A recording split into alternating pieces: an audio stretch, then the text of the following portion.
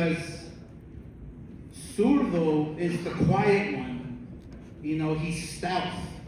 He's just like under the radar.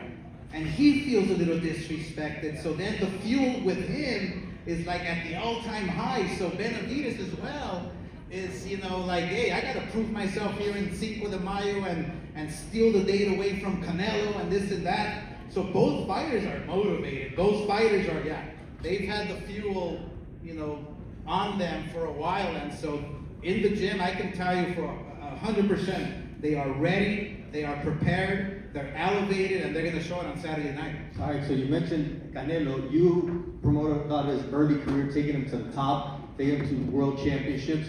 And both of these guys have been chasing Canelo forever. Zurdo, when he was still at 168, wanted Canelo to move up, but Zurdo really moved up fast because he's a big guy. Benavidez, you know, he was the mandatory, was champion. Why did those fights never happen, Oscar? Take us into the negotiation room of why those fights didn't happen.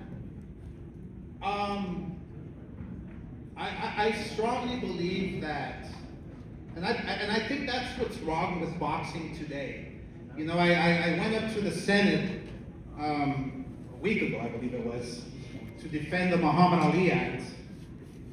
First of all, it was like walking into a buzzsaw. I mean, I've never felt so, I don't know, the politics there was just not for me, you know.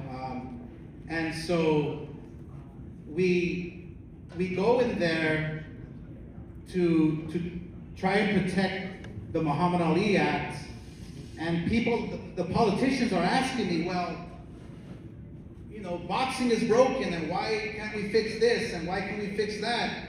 And I'm thinking to my head, well, it's not the sport that's broken, because us promoters, managers, everybody involved in boxing, we want to make those big fights happen. But when you're a fighter that does not want to fight the top guys, then that's the problem. The fighters not having literally the balls to go up there and fight the toughest challenges. Because maybe you might be protecting your own, maybe you're never scared, but you just don't want to face certain fighters. And I believe, and people, we've heard it over and over and over again, Benavidez calling out Canelo.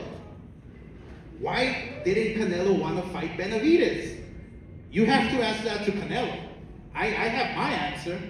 You have to ask. You were trying to negotiate. You were trying to make that fight, right? We couldn't get him to the table at all.